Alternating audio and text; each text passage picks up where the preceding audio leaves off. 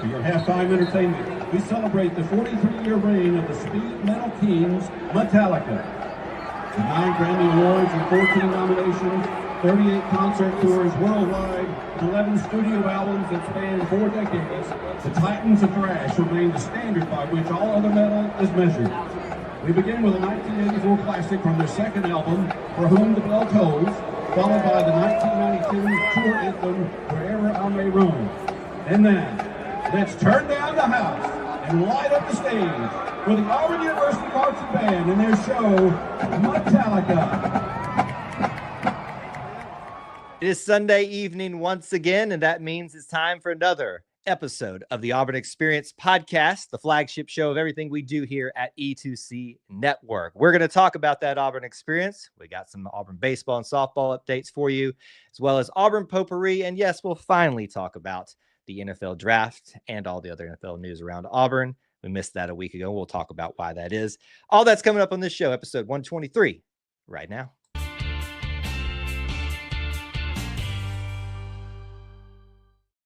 David Housel described it best. We are living the whole of the Auburn experience. You can quantify it, you can qualify it through a variety of methods, time, people, places, and things. But at its heart and at its core, the Auburn experience is all about Auburn sports, Auburn culture, Auburn family stuff. An easier way maybe to say it is if it's orange and blue, it is what we do. So thank you so much for joining us. And what we're going to do today in episode 123 of the Auburn Experience podcast, I'm back with you as well. My name's Kyle Loomis, your main host here and co-host, the reason that you actually come to the show and listen. And when you missed last week's episode, you probably were most disappointed you get to hear from him. Austin Scott, welcome back, sir. War Eagle, Kyle, War Eagle to our listeners and viewers. Glad to be back. A nice little break. It's May and June, July, all coming up, so you never know when we might take a small hiatus as things get a little bit crazier. But nonetheless, glad to be back. Yes, definitely a hiatus. We are going to have probably a few more of those things coming up here. My birthday, not that that's anything special or anything like that, coming up pretty soon. Getting older. And we'll have some things that we'll touch on. But we're here today. Certainly, let me address the I hate to use the phrase elephant in the room, especially with this topic. Just don't. Yeah. To use the reason why we missed last week. We're doing episode 123. We haven't skipped episodes, but we were not here last week, and that was a bit of a last minute decision on my part, not on Austin's part, just kind of as a little bit of a tribute in a way and an explaining of what happened. Jessica and I, my wife, we lost a very special member of our family this week, which was our cat Lucy. Now, why are you doing this on Auburn Show? Well, first of all, I'm being just indulgent to myself here and helping me deal with the grieving process of all this. But many of you will know her as Podcat. She was a very common presence throughout a lot of our early podcasts. In fact, the very first times, like on Facebook Live, that I ever started doing some video things, she made appearances and became known as Podcat. So Lucy, or Lucifer Loomis, as we sometimes affectionately dubbed her with her attitude or catitude at times, she passed away this week, and we're a little bit shocked by it still, a little bit, still trying to gather the pieces back together. It was very unexpected, but at the same time, no less love, no less specialness. And since she was part of the beginnings of E2C Network and known as Podcat, we wanted to give her a little bit of tribute tonight to say goodbye to my special friend. And for some of you out there that may have known her or seen her pop up on a live stream in a very grainy format, because that was back in the day. That's all we were able to do. We appreciate you all. Thank you so much. Some of you reached out, and we do appreciate that have seen our posts and things like that. But goodbye to our special little Lucy and our little Podcat, and we appreciated so much and loved her so much during her time here with us. Let's move on to things that are a little bit more Auburn related and things that aren't as emotional here. I don't know. This could be an emotional thing because we're saying goodbye to something else here. Bo Bikes Bama. Let's start there. And now, how is this Auburn related? We're talking about Bo Jackson. For those of you that know, Bo Jackson has done an initiative to raise funds, awareness after the tragic tornado events that occurred 14 years ago, Austin, wasn't it? Like something like that, that I think this is dating back for him. Correct me if I'm wrong, if I've got my dates correct, but I think it was like 14 years ago that the tornado events happened and what made him bring his awareness and his thing back. We may have lost Austin actually with the with the internet, because he looks so shocked that we are talking about this right now. Are you there, Austin? Yeah. Okay, we lost you there for a little bit. Your internet seems to be slowed down just a smidgen. I don't know what's going on there, because I was asking you questions and you weren't responding to it, and you had this very stern look on your face, like you were disappointed we were talking. I'm getting. Yeah, I'm in and out with you. Okay. Okay. Well, we'll work through it here. Let me see if we can't help. You're in and out a little bit. I don't know if it's me or if it's you. I hate to do this as we're recording, but we'll get it figured out. It's okay. We'll get it figured out. Look, folks, this is the magic of watching a podcast happen live. You get to watch the sausage being made. You get to see things not work out so well. I think it is good on my end, Austin, as far as I can tell. So I think it may be you that we're having some troubles with on that. I could be wrong. I am back in the office for the first time in a while. So it could be one of those things where we're just trying to see if we can pull it together to finally pull off episode 1 of 23 here. Any luck? Any switching over or anything like that? Does not appear so. So, Austin, if you can hear me, you may want to. Yeah, I can hear you. Are you there? Okay. Yeah, I'm here. I don't know what's happening. Yeah. You maybe have caught up at least a little bit. Okay. I think I'm good. It's very strange. That's never happened to me before. I will say, and while we're just already starting off here on a great note, some dummy in our house accidentally hit our internet wire with a shovel this week. Did you really? I said some dummy. I did not say that it was me. It was me. Yes, it was you. But it's been repaired and nothing else has been affected until now. And so I'm just a little concerned. I'm on my hotspot on my phone now. So I think we got it under control. Okay. I think. Do you even remember what we were talking about? I know that we were talking about Bo Bikes Bama, and you asked me how long ago. I think it was 2011. 2011. So it'd be like we're 13, 14 years ago, something like that. Yeah. So yes, it's been a long time coming for Bo Bikes Bama. And I always obviously ask the question a lot, how long would he keep doing this? Bo Jackson is just a hero of all of ours. And he just seems like he never ages, always be able to do those miraculous things. But I wonder if part of that's playing into why he's ending that. Maybe the interest is a little bit lower these days, but it's been a long time that Bo, Auburn's, most well-known alumni, has been doing this, not just for Auburn people, but for Alabama fan people, for the state of Alabama, raising awareness, raising funds for those who've been victims of terrible weather incidents that have happened everywhere. Yeah, no, it's been a great initiative for him. Was one of those things that was announced really early after the Tuscaloosa tornadoes back in 2011. And so, sad to see it go. I don't think this has any indication of Bo stopping his philanthropic efforts or for trying to help the people of Alabama, just maybe doing something a little bit different that doesn't require the greatest athlete of all time to continue to exert his physical body nature. So we'll see what's in store for it, but certainly a great run. Yeah, it's definitely wanted to acknowledge that, because I've actually had the opportunity to see the race go by a few times. In fact, one year I was there and forgot it was happening, and just happened to be at an intersection where Bo comes flying by with the front runners of Bo Bikes Bama through Auburn. I think it was right there at the corner of wherever where the practice football field is now, the new one. And I just remember seeing Bo fly by uphill, and I was like, that man just never ages. That man just never he doesn't have any speed except full speed. But that's Bo Jackson. We thank him for doing that great event for so many years, raising help for those in need because of those terrible storms, and many that have still happened even since then. Let's keep moving along in some Auburn related stories. We got a little bit of news this week in the academic realm, but it's definitely a nostalgia realm for folks too. The College of Education has officially started moving in, it appears, to their new building, which means that this past week they'd had their last week or what days of classes in their headquarters, which was formerly the Haley Center. And I think some people are starting to think already, what does that mean for the future of Haley Center? But interesting that they would move in the middle of a semester over there. I guess it's technically almost done. I guess finals is up this week, but how does that make you feel? Are you getting worried for our Haley Center? Are you just happy for the education department? Where are you at on this? Yeah, either way. I mean, the education building up there by the Hill dormitories has been being built for a year and a half now.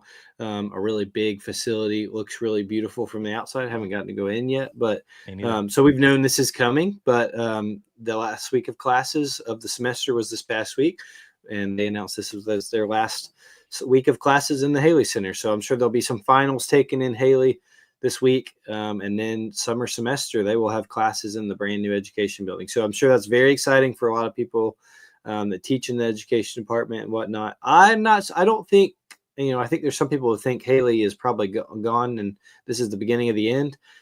We've talked about on this very show about how there's a big old renovation of the bookstore in the bottom of it. Yep. So I don't think that it's going anywhere anytime soon, just probably repurposed. People moving out, this probably gives an opportunity to kind of do some renovations, refurbishments of their own in Haley. I don't think whether you would like it to be or not, or whether you would be sad it's going, I don't think Haley Center is heading anywhere in the near future. Yeah, I get the sense that for that beautiful monstrosity of a building to come down, there's going to have to be significant amount of work in that area. That's just going to require, it's going to have to make sense. We do know, obviously, with the renovation of the bookstore. And by the way, I could see in there this past week when I stopped through Auburn, a little bit inside, kind of it's very gutted. Open. It's gutted, very open now. So I'm excited to see what that's going to look like later this summer when it comes out.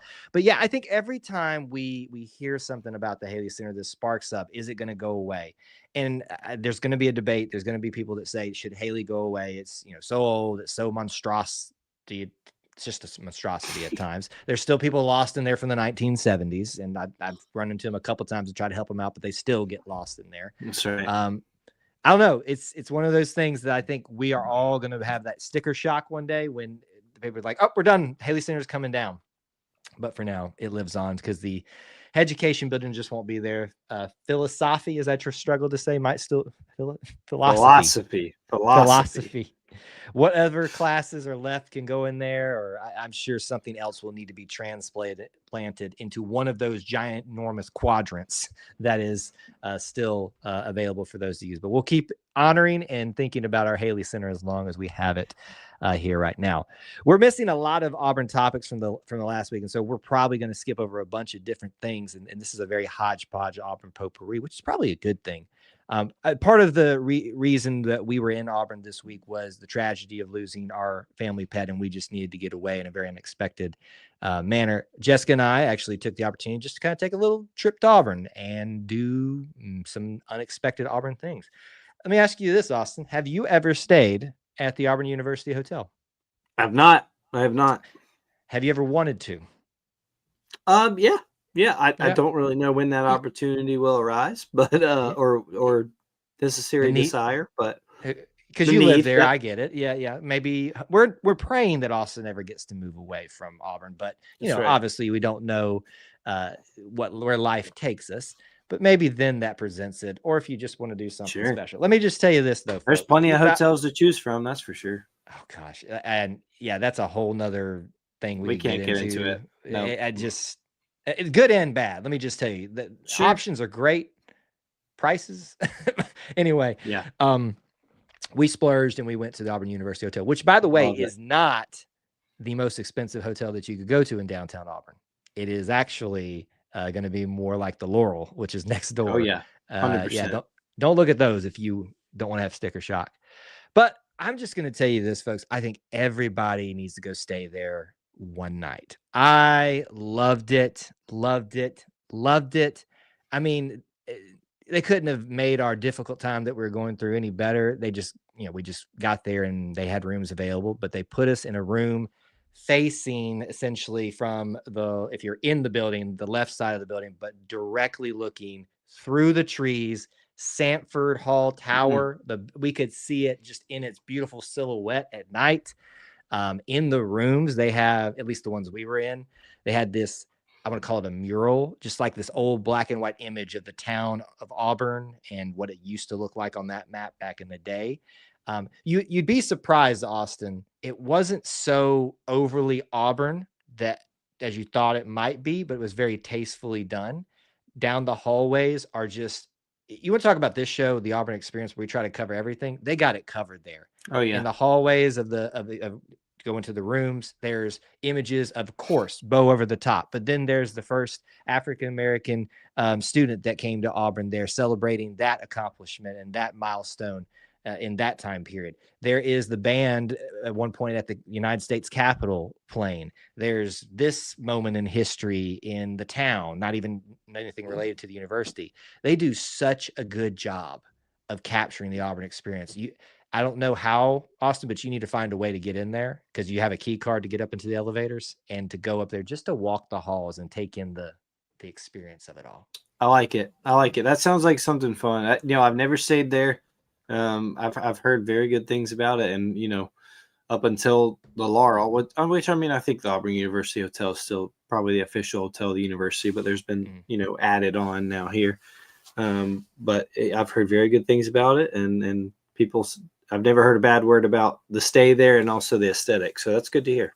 And if you want to feel like you're a recruit, there's a certain video that plays nonstop on one channel on there that welcomes you from a certain head coach. So, if you want to feel special for a minute, like that, maybe you can go out there and suit them up for the Tigers. That's available for you there as well. Other thing that we got to do, and last thing before we move to our major topics, is I want to give a shout out to women's tennis, who's been having quite the year under first year head coach Zabo. And I was out there for their senior match. I almost said game, senior match, saw that win there and everything. But we got the chance to go and watch them take on Wisconsin and essentially the round of 32. It's kind of like baseball. You've got your regionals, then your super regionals, but it's essentially still the round of 32, the Sweet 16, on and on. They won. And I tell you this, folks, I know a lot of you roll your eyes when I'm trying to get you to go to a tennis match. You need to just be ready for it to ramp up at any moment, because big thing is you win the doubles point, which they did. That sets you up really nicely. All you got to do is win 3 of the 6 single matches, and you've got the victory to move on, either win or move on in the tournament that they're particularly in. So Austin, we're there. And I'm just thinking, well, we actually might need to leave because I don't think we can stay that long. But all of a sudden, there comes 1 point, 2 point, 3 points, and we're 1 point away from winning this thing. And it's coming down to these 2 final matches that are about to end, but neither one's wanting to give up. So I don't know if you've ever been out there yet to the Arbor, Tennessee. Once in college. Yeah. I'm telling you, folks, you need to get out there and watch a college tennis match. There's a lot of energy. It was a beautiful day in Auburn. That's cool. As well. And they got to move on, which is great. So congratulations to them. And I'm so happy that we got to be there despite the circumstances that we were there. Is there anything else, Austin, as I'm trying to ramble through things in the Auburn potpourri experience that we should mention before we move on?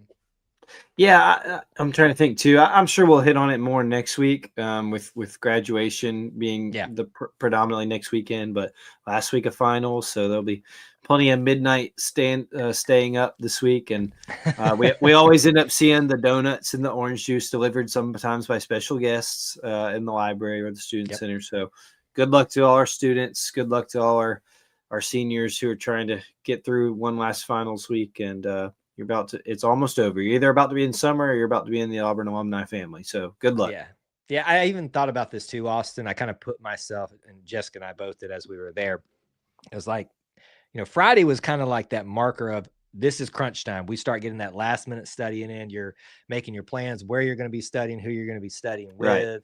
Right. And it put us back in that mode. It was kind of a nice little getaway for us to remind ourselves of what that was like. The anxiety of it all. Yes, but sometimes the fun antics that came out of when you're so delirious from studying that you end up, at a Waffle House eating Raisin Bran toast, because it's what got you through the week. So we didn't do that this weekend, but we did kind of live back through the moment. So good luck to the students in finals, whether you're graduating or just getting started.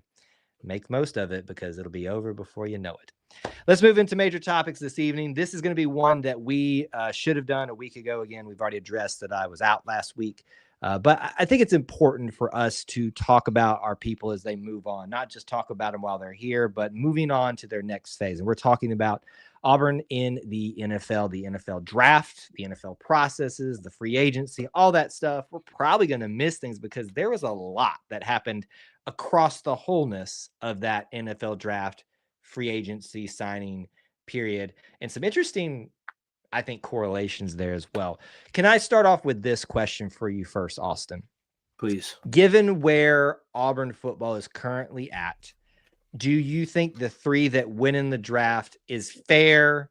Did they underperform? Did they overperform? Are we just about right? Just kind of a ballpark of where you assess the 3 that were taken in the draft and where they were. Are we about where we should be at this point?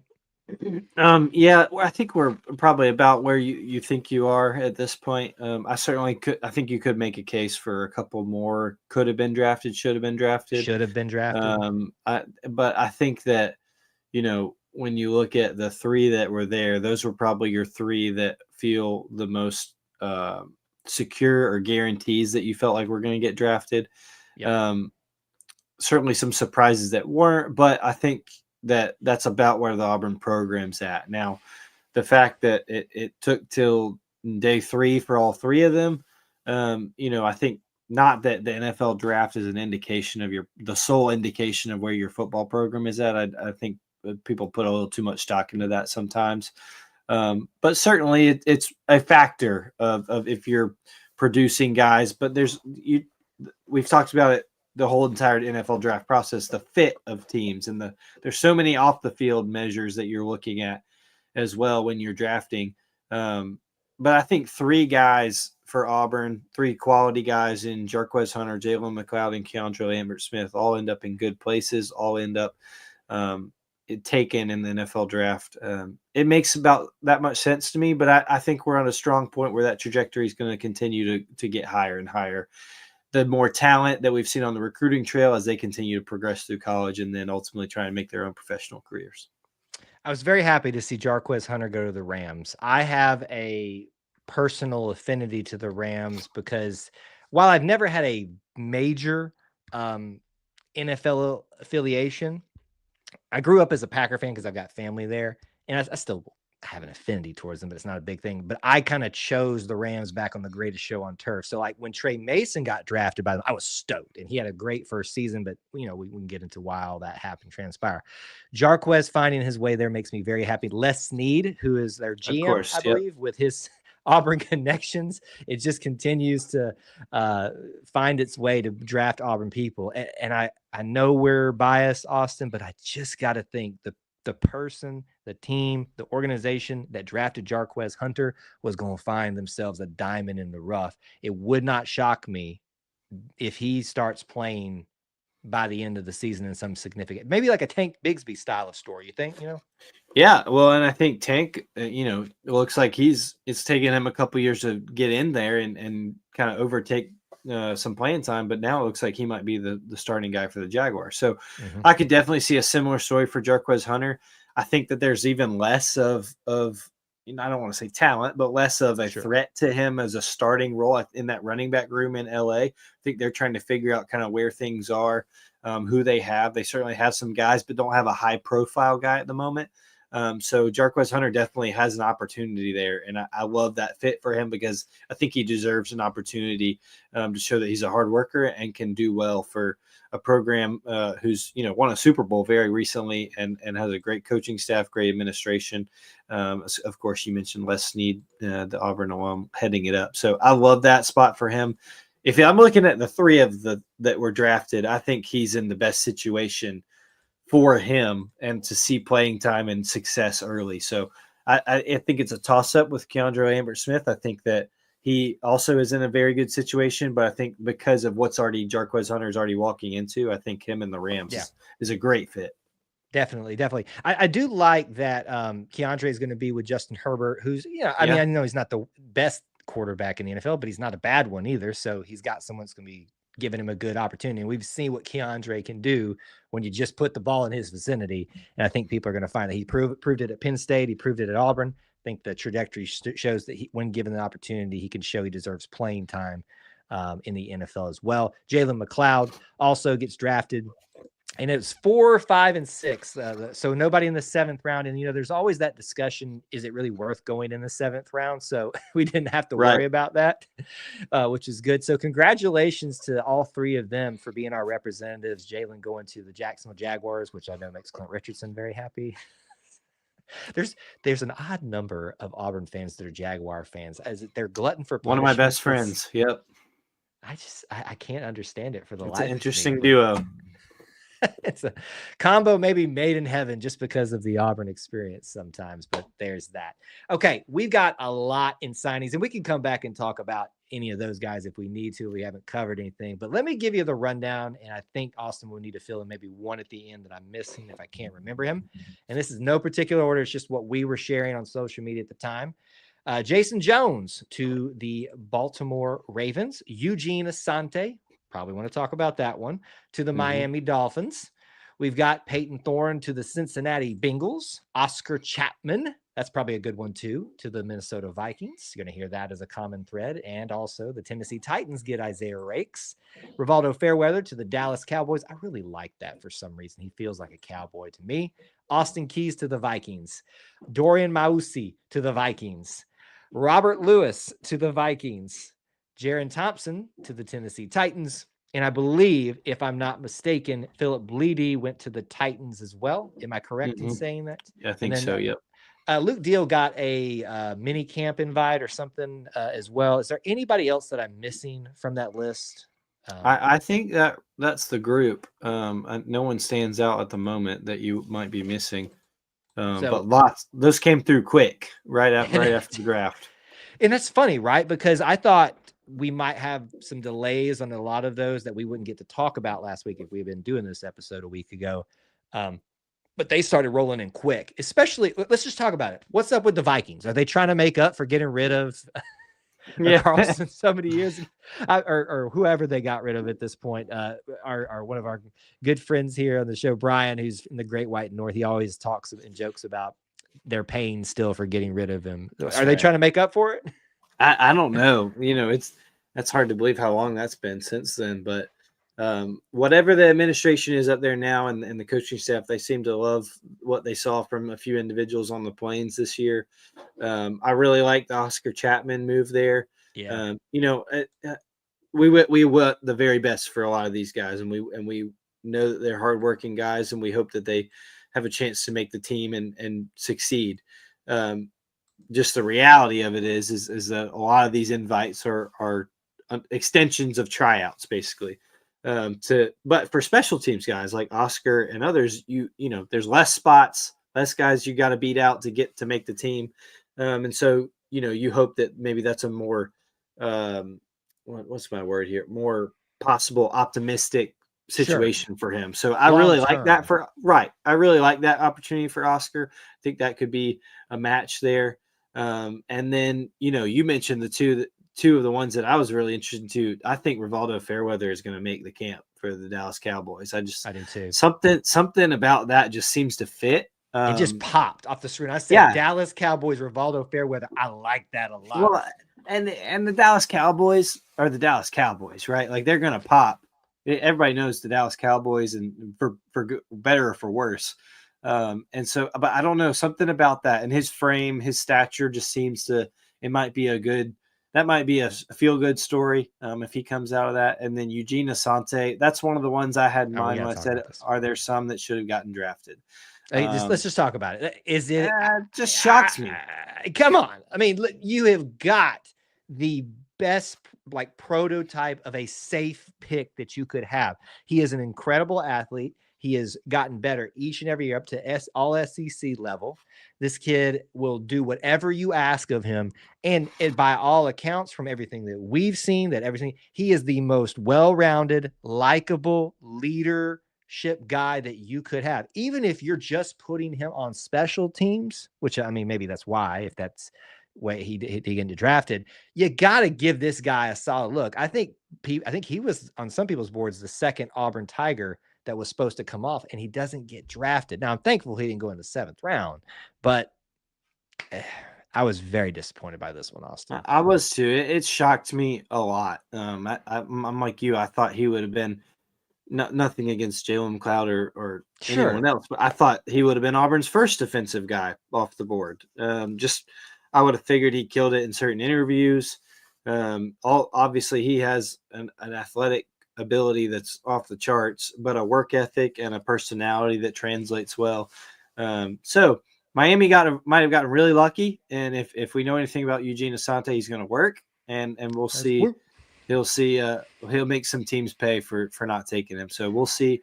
I hope all these guys make their teams. I love seeing our guys at the next level. It's more fun to watch Auburn guys when the NFL rolls around. And so I hope that the best for all of them. Absolutely. I mean, we're excited, but whether you're a Minnesota fan, you've got a lot of reasons to be excited for potential for Auburn there. Tennessee as well has got several with Riggs, Eugene, Bleedy being there. One last thing that I'd like to mention, and this is just Austin may not even want to go this way with it, but I'm going to bring it up. And I like to try to hold our Auburn family accountable. Some of you are just awful human beings. I'm just going to say it right here in the camera. Boy. Listen, I'm hurting a little bit this week from non-related things, and I'm not pulling punches essentially at this point. The amount of people that dog Peyton Thorne for getting an invite and on social media, some of y'all are just despicable human beings. I mean, y'all will in one sense go celebrate Rivaldo Fairweather, who we celebrated just here a second ago. Please hear me on this. But, he didn't have a great year. He actually underperformed by his own words a lot. This is not me assessing him. This is his assessment of himself. I saw in post-game interviews. So y'all will in one set, like they followed each other. This is why I'm using this example. We'll just be praising this kid.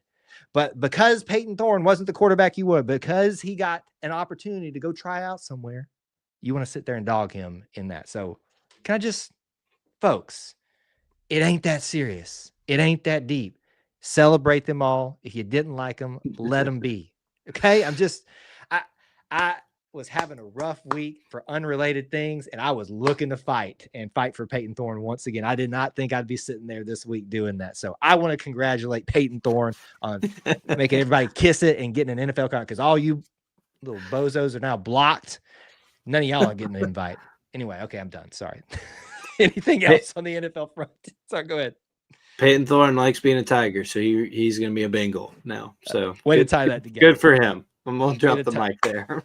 Tie that one there before I get myself in any more trouble and overly emotional about things this week. But anyway, whether you were drafted, whether you got a free agent deal, a mini camp invite, whatever, Auburn Tigers are built for hard work. Get out there, show those teams you deserve to be there. We have seen people who have been top picks be the biggest bust. We have seen those who got mini camp invites find starting roles. If you need no further of an example of that, I would point you to Jamie Sherwood, who I think was drafted, but still not a lot of people expected that. And now he's a starting linebacker, previously a safety linebacker for the New York Jets.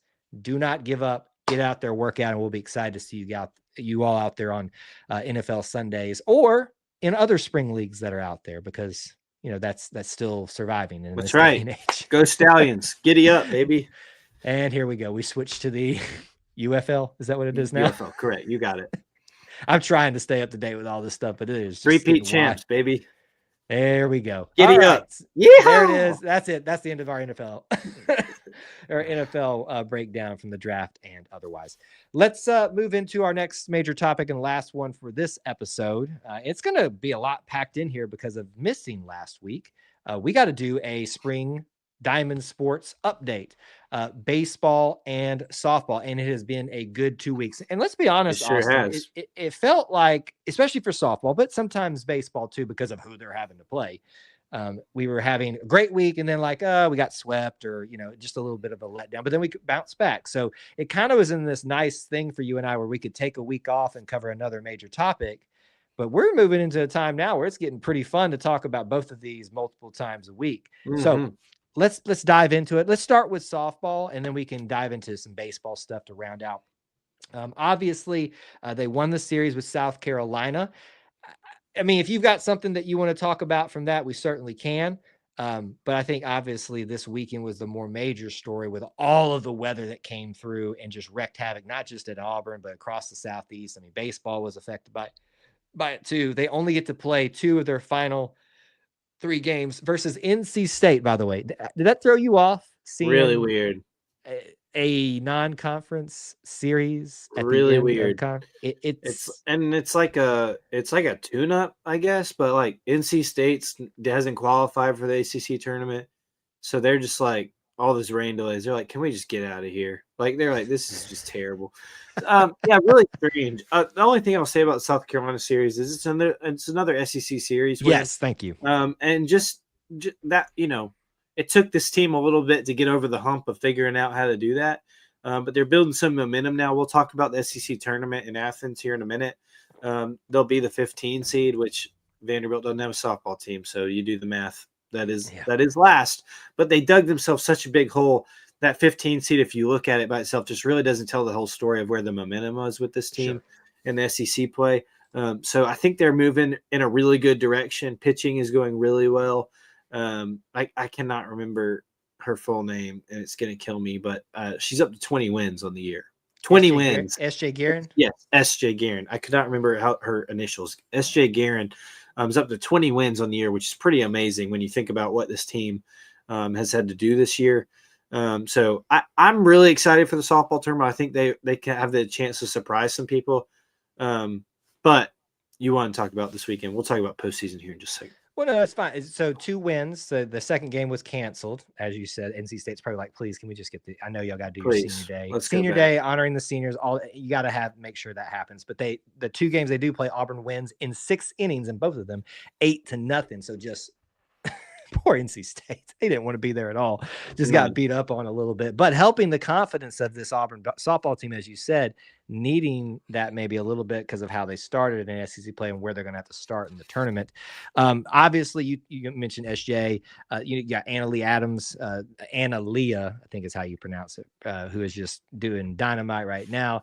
We all know KK McCrary and how she just at any second will just do a walk-off home run. I mean, it's really been fun to watch this team not fall apart because of how things started.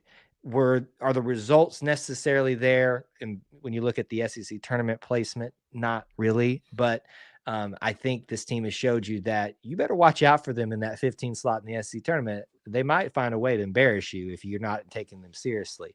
So, with that in mind, let me give you just a brief rundown. Austin already previewed it a little bit of what you've got coming up here for SEC softball action, mainly pertaining to Auburn. Now, for those of us that lamented that Auburn and Alabama did not see each other in regular season competition. So strange. What are we doing, folks? Like, are we trying to not make money? You put Auburn and Alabama together, you make money. That's how this thing works. Come on, SEC. Well, they did it. Well, they did it. I guess they plan on doing this all along somehow. They found a way to make it work. Auburn versus Alabama, 15 seed out Auburn, 10 seed Alabama in the first game or the last game of that day, but in the first round of the SEC tournament. And it's interesting too, Austin, looking at the bracket. It's so differently shaped now with Texas and Oklahoma. Very different. It's going to take and when you only have 15 teams. It's going to take a lot to get used to this new look for that. Iron Bowl, first game. What you think? Yeah, it's really weird that in the year they don't play regular season that they are matched up in the first round. Always kind of strange when you've got a 1-game advance or go home play in against basically the SEC, a team you haven't played all year, but in your conference. Obviously, Auburn's familiar with the rivalry. It'll be the Malveau's first time playing Alabama. But like you said, I don't think this 15 seed really shows exactly where this team is right now. So I think it's going to be a really evenly matched game, truthfully. And I think the pitching will be the thing to watch. I think both have elite pitching, and so it'll be really fun to see how this first game goes. What time will that be on the day? So, I know it's the last. Well, relatively, what time will it be? So the games are being played in Athens, Georgia. So it'll be Eastern time, I believe, on the sheet. What a mix so it says of torture to play Alabama in Athens, Georgia. It's just the worst. It's like, how can we make this most difficult on Auburn? Like, let's just throw up twice at the same time. And watch a comet hit us in the face all at the same time. Exactly. 1 p.m. is the first game, and then it says 35 minutes following game one. The next one, and then Auburn's would be 35 minutes after that. So just depending on how long it takes, you're probably looking, I would guess, in the 6 to 7, maybe 8 o'clock. Somewhere in that range. Yep. If we're lucky, if things go well. And maybe there's just a bunch of blowouts at the beginning of it. But here's the thing. So let's just play devil's advocate. They can, first meeting of them this year, Auburn wins, shocks everybody. You're going to face South Carolina, who you just took the series from, and was pretty eye-opening to a lot of people that, hey, this team may not be as bad as advertised. And then necessarily after that, when you get into the quarterfinals, you're having to take on Oklahoma, Tennessee, Texas A&M. Texas A&M is on your side of the bracket. It's going to get real tough after that, just being logical about this. But there's a pathway forward for Auburn softball here if they can get past Alabama, not playing them at all this year. They've proven they can do it against South Carolina. So I'm gonna step out on a limb here.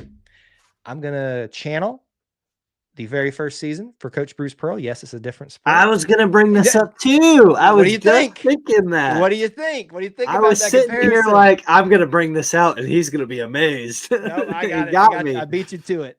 What do you think? I was sitting here trying to make sure I got all the opponents right from that SEC tournament. No, yeah. I think that's a very good comparison. I think for those of you who are thinking Kyle and I read minds, and we're not voicing what we're talking about, Bruce Pearl's first SEC tournament with Casey Harrell. And the magical run they went on when I think they were they dead last? They had to be close to it. Close to it. And beat LSU. LSU was the big one with the Casey Harrell. I think it was Mississippi State, then Texas A&M, and then LSU. And to play Kentucky in the semifinals. Who ended up winning everything. So correct. And so I could definitely see that. I think this team has that kind of Cinderella aura about them, and they could definitely. I don't want to do that. I work at a high school though, and so it just came to me. But I could definitely see the Cinderella vibe. Is that better? That's better. only a little bit. Cinderella vibe with this team and the momentum they're on. So that's a good pull, Kyle. That's a good pull because I was sitting here thinking the same thing. I mean, I get wins every once in a while. Not many this week, but. I get a win every once in a while. So that's your potential path forward. First year under the coach's Malvo. And listen, I was told by someone close enough to really speak to these types of things that said it could be a rough year, but don't sleep on this team. There could be some fireworks, and we've seen a little bit of that this year. So I'm excited to see what they potentially do. Agreed. Let's talk about baseball. A lot there. Again, similar to when we just discussed our 2-week catch up on softball, give you the rundown in a sense of what we've missed. Mississippi State series, Auburn wins that one, 2 out of the 3 games. It's kind of like talking about Coach Pearl in Tennessee now, the connections with Butch Thompson, and they kind of connect it back to Auburn football and LSU, where we get coaches fired apparently after you get your butt beat by Mississippi State head coach, no longer there after losing the series to Auburn in Auburn, which I thought was, I don't know what their situation is going on over there. I was just a little bit shocked. Maybe. I'm with you. Let's not forget, I know it was his first year and different, players and all the things, but the only national championship in Mississippi State athletics history. It's weird to get fired a few years after, but this isn't the Mississippi State experience, so that's not for us to talk about. And that's for a odd Kurt and Buster at Mississippi State to sing their cowbells on the Mississippi State Experience podcast on Sunday nights. Is that a thing? Is that actually a thing?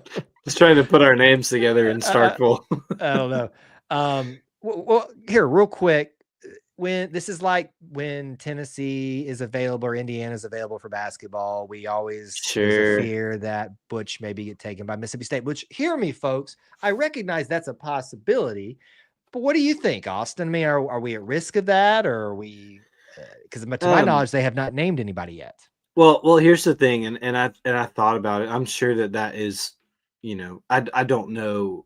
I'm sure that's being talked about. I don't know if it's being talked about by anyone with legitimate say in the matter. But I thought of two things when that kind of was out there. Personally, and I recognize I'm wearing a big AU right here and Auburn on my head and always looking through orange and blue glasses.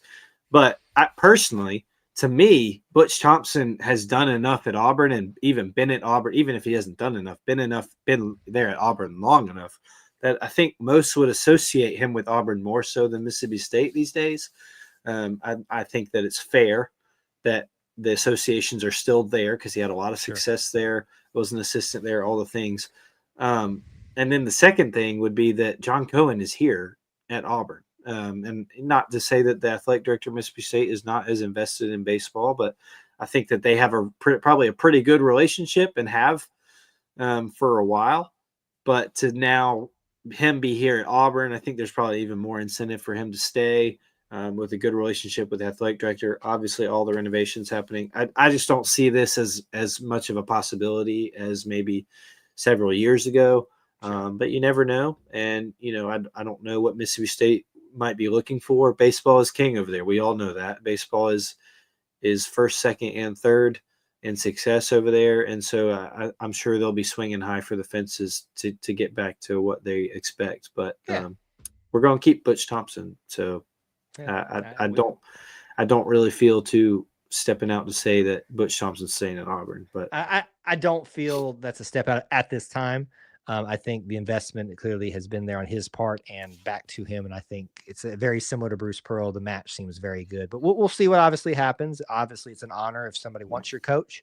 But he is definitely warranted at least getting looks and eyes on him as a potential replacement at somebody else for it. But moving to this weekend, Auburn is definitely found its way back into the top 10 in some rankings, going to Knoxville, which has been lately very controversial because of antics of their players and coaches over several seasons. And listen, Tennessee has been, I know, look, let's just give them the credit. They've been good. And with that comes some bragging rights and things like that. But then you become children.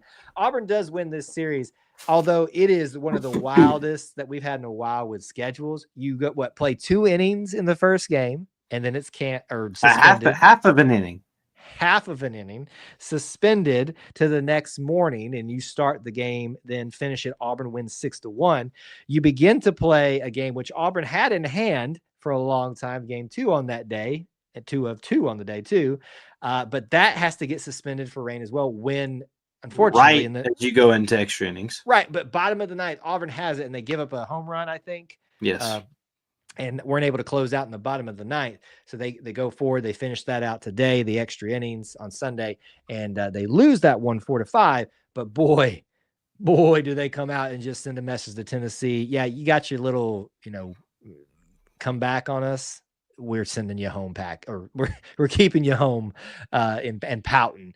8-1 in 7 innings. I'm assuming they agreed to play 7 innings. Yes. It wasn't like they quit or something like that. Correct. Yeah. Which wouldn't have been surprising either, but.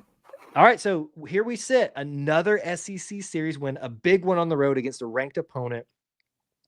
Thoughts about post series of all this? Where are we at with Auburn baseball? Anything from Tennessee that you want to talk about? I mean, like you said, the Tennessee in baseball in this last few years has the name attraction, right? Like they've won a national championship. They get a lot of hype for the players they have and the wins and the home runs and all the things. They also get a lot of hype for acting like toddlers. And so I just, it feels really good to go up there and get a win, especially, so much of the talk, and we'll just talk briefly on it on Friday because it was just so absurd, the things on social media from those wearing the gaudy orange. If you're not familiar with which we are, it has been all over the place by now. The game was started. It was pouring down rain, like torrential downpour. But leading up to the start of first pitch, it is the home team's head coach decision to whether or not they want to start the game. Once first pitch happens, it is up to the 3 men in blue or black or whatever stripes they're wearing to be umpires and decide if this game should go on or not. According to Tennessee, it was orange and blue stripes. Well, that's fine, but I don't know how they could see because it was pouring down hard so much, but their high school jockey wanted to play the game. And so we got started. And Tennessee goes out there. Thank you They for tying throw. the Kentucky Derby into this. That's awesome. You're I wasn't welcome. Thank you expecting very that from you much. today. Thank you very much. Thank you. Thank you. We play the game. Tennessee throws their ace like anyone would do on a Friday night. Not two batters. Excuse me. Halfway through the first half of the inning, Ike Irish takes him yard, and there's a lot of people who want to question that home run, but through the pouring rain, it certainly made it out. 2-0 Auburn. In between the innings, when Auburn's Sam Dutton's about to take the mound, umpires say, "No, this is ridiculous. We're not playing this. This is done for the night." And Tennessee loses their minds because Tennessee has burned their ace pitcher, and Auburn gets to keep theirs. Well, you had every reason to act reasonable and not throw the kids out there in the monsoon, but you wanted to play the game and think, I need to stop. I'm rambling. Think and without passion. Okay. You're more coherent and you have more of a leg to stand on than Tony Vitello, who what's his name? Tony Vitello, I got it right. Tony Vitello, yes. That runs out to every umpire. Listen, Butch Thompson's not one to do this a whole lot, so it's really special when he does it. But I would be upset if Butch didn't just go to the home plate umpire and plead his case, and maybe on the way out yelling something at the third, whatever base they're on, home or away, and yelling something. But this dude runs out to second base, and this I know is a different game we're talking about, and just stop being a child. That just goes to show the antics and what Kyle's talking about was in the third game today. Of just being an absolute. I was watching the clip and I thought, am I looking at my phone or am I looking at my kids? I just really have no idea which tantrum I'm looking at today, because I think I've seen my 2-year-old do the exact same thing, and it's pitiful. But to see Auburn dominate in the first game, even though it be on Saturday, after all that speaks a lot. Well worth it. Second game on Saturday, you hate they gave it up, but Tennessee's an admirable opponent. You expect to see them fight back in some way. Admirable? That is not what I meant to say. We're good. Just keep going. Nobody was going to stop you. You're the one that stopped you on that. You're the one who worthy opponent. Worthy opponent is what I'll go with. And you lose a heartbreaker to a team that's really good. And then today you come out and just send the message, we're here. We're here to stay. And now to move away from the series and kind of what this sets Auburn, I think Auburn's knocking on the door of a top 8 national seed. Oh my gosh! When you look at what last year was, that's just unfathomable to even think about. I think Auburn has done enough to host a regional, certainly. Yes. I think that they are not going to fall below the 16 seed number, which is what you have to be to host a regional. Should they advance from a regional, they would host. I think that they are flirting with the opportunity to host a super regional, which, correct me if I'm wrong, has not happened ever. Oh no, Clemson. Actually, it I may don't have think happened. it's happened. We can go back and look, and somebody can. Our producers backstage are checking on that for us right now. Either way, the fact that I want to go back to what you said to round out. Yeah. The fact that we are sitting here talking about a regional host after last year and just the disappointment, the shock of how bad things turned out. I mean, it was shocking for the players, it was shocking for the fans, it was shocking for the coaches. This is wild, folks. We are in a position where Auburn to really choose its destiny. How much of a host do you want to be? You're in the NCAA tournament. You're not going to be missing out on the SEC tournament. All of these different things. If you have ever doubted Butch Thompson, and look, we've had some fans that have come on shows before in the comments that have you can come share your opinions. I hope you come prepared to support those opinions. We had somebody last year, can't remember his name, that tried to say that Butch Thompson need to be let go. How's it look now, buddy? I mean, come on. Don't come on this show. I'll have a problem. Yeah, I will be nice to you. Austin will not. I will not. I will not. Anyway, I will go all Tony Vitello on you. Well, hopefully you'll not act that bad. But any research done to round out before we go? I'm not doing a very good job of research, and I don't think that I know. There's a lot of people saying they've made super regionals. I know that, but I don't think Auburn's ever hosted a super regional. I think back in the days when we used to do a little round robin of all the E2C Network hosts, and we would put in some predictions. I cannot remember who picked Daniel Carson win the Heisman, but that was a great show. It sounds like Clint. That I think it might have been. I think I picked Auburn to host their very first super regional, and they haven't hosted one since then. So I want to say that that's true. Someone can correct me on that, but regardless, they're flirting with the chance to do so. Now you still got to win, and you got to get there, win your regional, and however it all works out. But what a turnaround for Butch Thompson, this team. So many freshmen contributing. This team's really, really fun. Kyle, do you have the schedule in front of you? Can you tell me what we got coming up this week? Yeah, so what we have coming out, so what you could look forward to, what you need to be watching for is no midweek game this week. You have South Carolina at because of home. Finals. Because of finals at home. That will be Thursday, Friday, and Saturday. So it's not your Friday, Saturday, Graduation. Sunday thing. Yep. Just remember all these things that kind of collide all at this time. Tuesday, your final midweek game versus Jacksonville State. Do not sleep on that. Nope. And then you've got at Ole Miss. Tough way to end. At Swayze. Yep, is it really Swayze Field? It is Swayze Field. After Patrick Swayze? I don't think it's Patrick, but it's someone else named Swayze. Anyway, there you go. That's how we end this thing. That's the pathway to this. We're certainly going to be talking about it here on E2C Network as we wind down the year with Auburn baseball. You and I began predicting that Auburn could make the tournament as probably a 2 seed is what I think you and I both said. Happy to be wrong. And so happy to be wrong here. That's the reason the predictions are really, you can't, at the early part of the season, you can't really put any stock in them. And I think you and I are very happy here with the way things have turned out for Auburn baseball. That's going to do it for episode 123 of the Auburn Experience podcast. Once again, I want to thank you all for not only here on this show, but on our content, which I know has been very lacking for about a week and a half now, as my wife and I dealt with the very shocking passing of our very beloved little Lucy, our cat here, who also was known as a podcat back to the very early days of what E2C Network was. So many of you may actually remember all of that when she made appearances on that. If you want to keep up with me, please do so on X at Kyle Loomis 24. Where can they find you, sir? Yeah, at Austin G. Scott on X, Instagram. Certainly understand, Kyle, and happy to have you back. And definitely look forward to more episodes for us in the future. But totally understand you taking a break, and we're happy that you got to do so. Well, we appreciate that. And appreciate you all for being here tonight. Episode 123 in the books. Until we talk to you again. War Eagle. War Eagle. All right, folks, that is the show. I'm going to release Austin because we got started late, but he has the floor to say whatever he wants to, and then I'll take just a few questions, and I got to get out of here myself. So get your questions ready. What you got, Austin? Yeah, I need to check my internet is what I need to do. It was fine once it was fine once you got there. When you do your hotspot, it cuts for a second, but it catches up really quickly. But okay, I would rather have your voice on that. Good. Yeah. But I don't really know I haven't had any issues since they came out and fixed it. Really quickly, and we can talk about it this week. I'll be coming back from the beach next Sunday. I'm sure we'll be back by this time, but you never know with beach traffic. So it's also Mother's Day.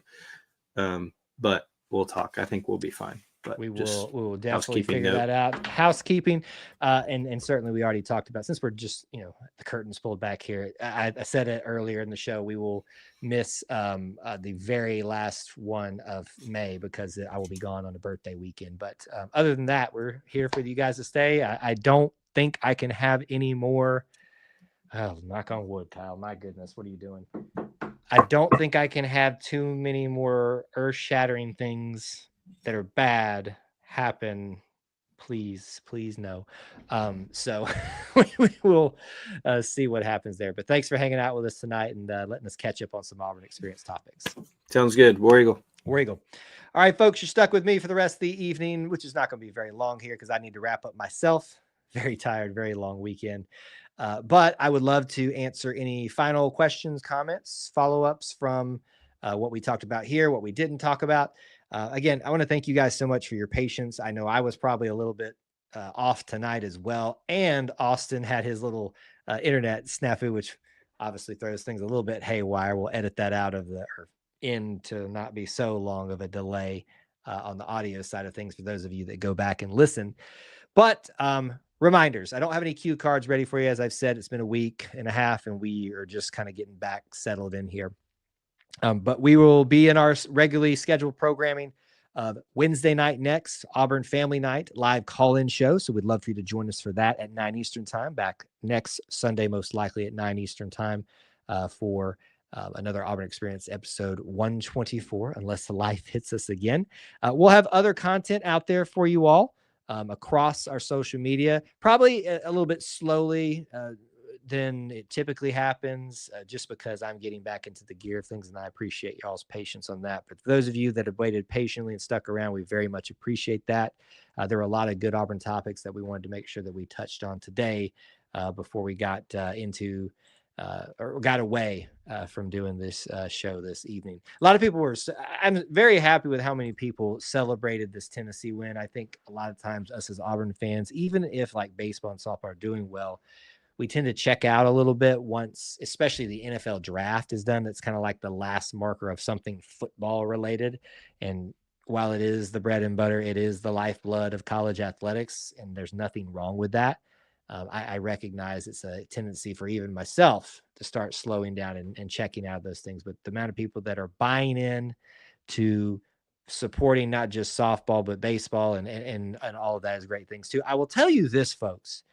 You need to really make sure you got your notifications on for all of the programs, men's and women's golf, track and field. I cannot stress this enough. They were literal points away from winning a national title on the men's side of track and field last year. They won individuals and indoor already. You are missing out on some great Auburn moments if you are not paying attention. Other news that I know we didn't talk about, women's basketball has been bringing in a ton of commitments lately, which has been very good to watch after it was gutted after the change.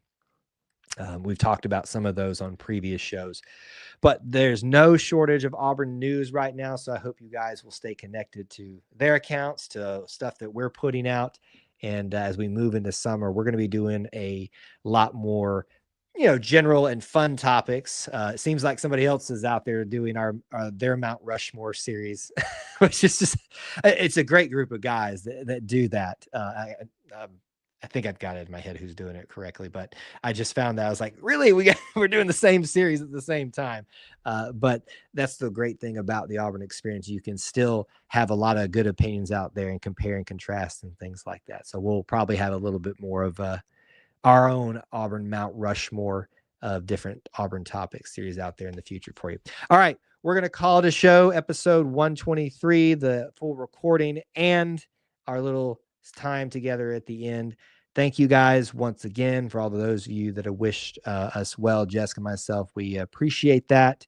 And it means a lot when what has been a very difficult week for us, and we'll get easier and easier every day. But as just a final self-indulgent little shout out to our beautiful little Lucy Podcat, as we knew her here on E2C Network. I thank you guys for tuning in and let me share about her and the Auburn Experience on episode 123 of the Auburn Experience podcast. Thank you guys so much. And until we talk to you again, War Eagle.